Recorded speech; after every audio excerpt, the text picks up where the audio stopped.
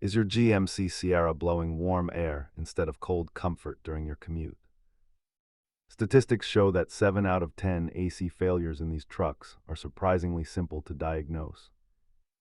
Let us break down the diagnostic process so you can stay cool. Start by checking your fuses, listening for the compressor clutch, and verifying your system pressure. Common culprits include condenser leaks from road debris or a stuck blend door actuator motor. Don't overlook electrical faults like a failing pressure switch or a glitchy climate control module. You can handle simple tasks like swapping a relay, but internal evaporator work belongs in a professional shop. Repair costs vary wildly depending on whether you are replacing a cheap relay or an expensive compressor. Advanced diagnostics involve scanning for HVAC codes and using a multimeter to check for power at the compressor. Keep a multimeter, a low-side pressure gauge, and plastic trim tools in your kit for these repairs.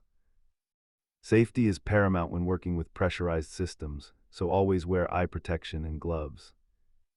Follow these steps to narrow down your AC issue and get back to a comfortable cabin.